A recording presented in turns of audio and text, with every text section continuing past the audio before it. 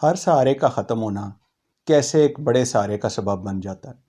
دنیا میں بے شمار ایسے لوگ موجود ہیں جو اپنی کمزوری کو اپنی طاقت بنا لیتے ہیں اور ہمت سے آگے بڑھنے کا نعرہ لگاتے ہیں، مگر شرط یہ ہے کہ وہ آدمی اندر سے انتہا کا مضبوط ہو، اس کا عزم اور حوصلہ بلا درجے کا ہو۔ ہمت کا یہ واقعہ سیف اللہ خان صاحب کا ہے، جو 1952 میں ایک انتہائی شریف خاندان میں پیدا ہوئے۔ گھر میں فاقہ کی کیفیت تھی، مالی حالات انتہا کے خراب تھے۔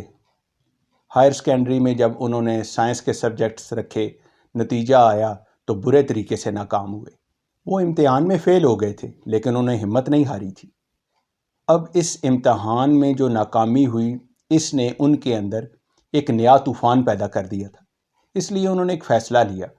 انہوں نے وہ جگہ چھوڑ کر جہاں وہ رہ رہے تھے دوسری جگہ جا کر پڑھنے کا ارادہ کیا، اور اپنے آپ سے یہ کہا کہ میں اس وقت واپس آؤں گا جب میرے پاس انجینئرنگ کی ڈگری ہوگی۔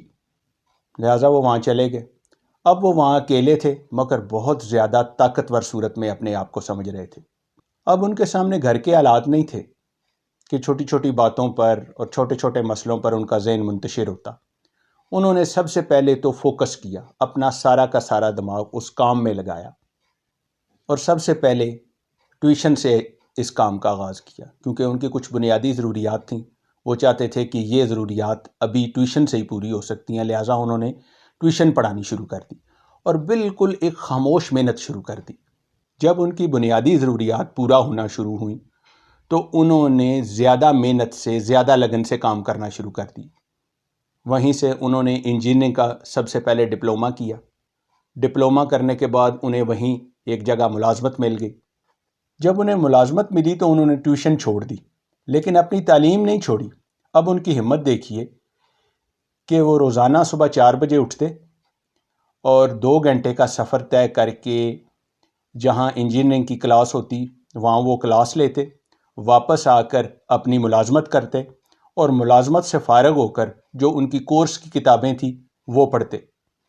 یہ لگاتار یہ سلسلہ تقریباً 8 سال تک رہا۔ اچھا، اس دوران گھر میں بے شمار اتار چڑھاؤ ہوا ہے۔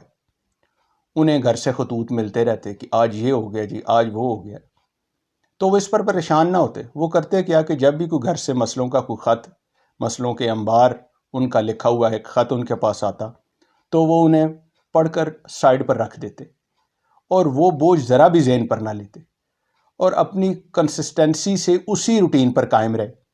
انہوں نے اپنی جو جد و جہد ہے جاری رکھی۔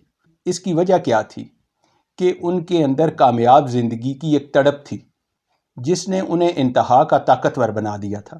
اس طرح وہ ناموافق حالات پر اپنا سفر جاری رکھ کر اپنی منزل